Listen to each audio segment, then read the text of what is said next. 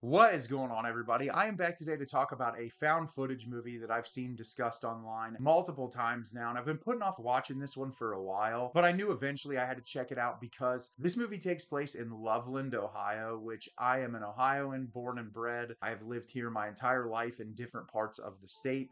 And I've been to Loveland multiple times in my life. And so I was really interested as to how they were going to tie in the city with this lore about Frogman, which I just thought was an incredibly fascinating and interesting idea for a movie. I'm really interested in like cryptids, and I think that that's just really a fascinating subject. I love listening to podcasts about it, and I love found footage. And so I was hoping to appreciate something about this movie. And the film I'm going to be telling you about today is Frogman. Frogman is directed by Anthony Cousins. An amateur filmmaker struggling to turn his passion into a career returns with friends to Loveland, Ohio, the location of his first notorious sighting of the Frogman, determined to obtain irrefutable proof that the cryptid legend exists. So I was excited to watch this movie, didn't know what to expect from it, and what I will say is this movie is very entertaining. It's definitely flawed. It has a lot of tropes of found footage movies that you would come to expect, but I think that it has a lot of personality, and I really appreciate the world building and how they kind of reveal things in the third act that really took me by surprise. And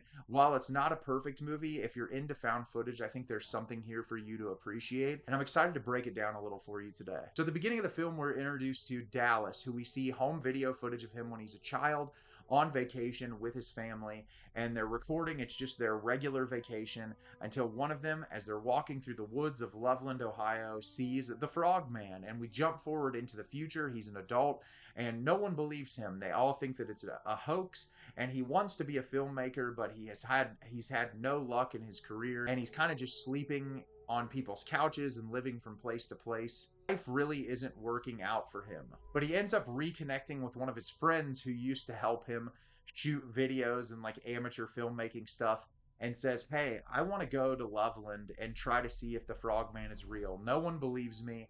I want to go prove that this is real." And while that's happening, he is told Amy, who's a woman that he had a fling with and that he clearly has an attachment to, is leaving town. They haven't talked for a while, and he found out it's because he's taking, I believe, an acting gig and moving out of the state. And he kind of prods her to come with him to Loveland and says, "Hey, I'm going to make this movie and I want you to be a part of it. I want you to be the one that stars in it." And she says, "Okay, I'll do that." So they get to Loveland, and he kind of uses this as a way to shoot a faux movie, but it's honestly just existing because he wants to capture video evidence of Frogman. And so the entirety of the film is this group of three people in Loveland, Ohio, trying to figure out whether or not Frogman is real. So, like I said, this movie is very entertaining, and there's a lot of reasons for that. For starters, I really liked all of the actors in this movie. Sometimes found footage, it feels kind of hokey because the actors don't give really great performances, and I felt like all these performances were believable. There were some pretty cheesy moments of dialogue, but I felt like it just felt like people who have known each other for a really long time hanging out and recording a movie. And I think that's exactly what this needed to feel like. I love the way this thing was shot. It really has a very rough around the edges feel of like a low budget production, which is exactly what they're doing, which makes it feel so authentic and realistic. It kind of felt like a VHS segment that was loaded up into a full-length movie, but there's so much heart here and clear like passion for the material that it bleeds through a lot more in an authentic way than a lot of the VHS segments do.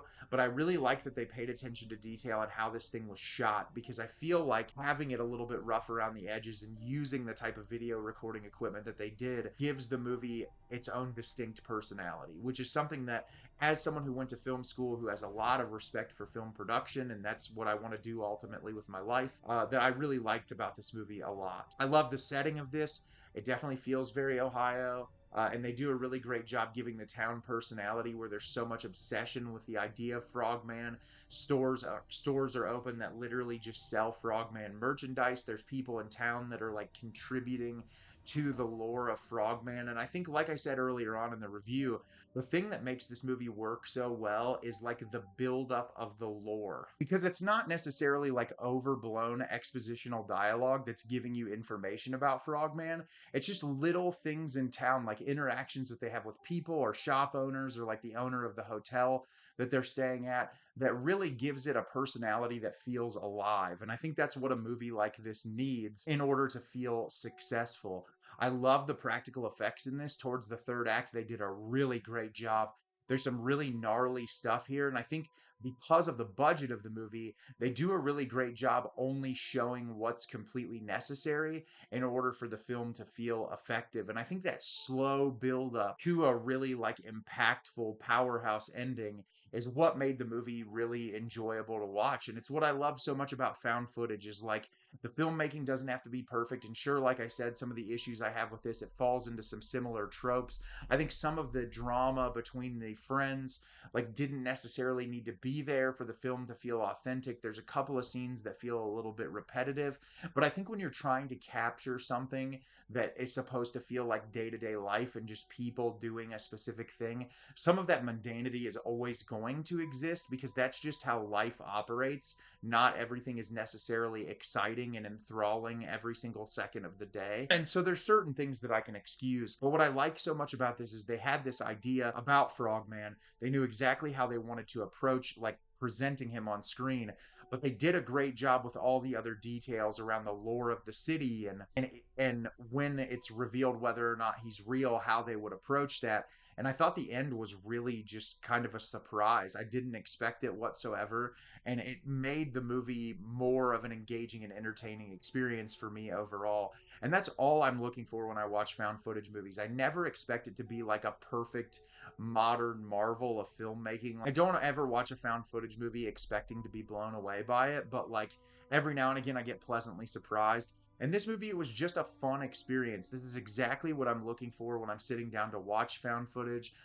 There's clearly a lot of passion here. It seems like the filmmaker really had an idea, went for it, and did a really nice job with it. And I think if you're on the fence about watching this movie at all, it's definitely worth a watch. So have you seen Frogman? Did you love it? Did you hate it? Leave me a comment down below and let me know what you thought. I thought this movie was very entertaining.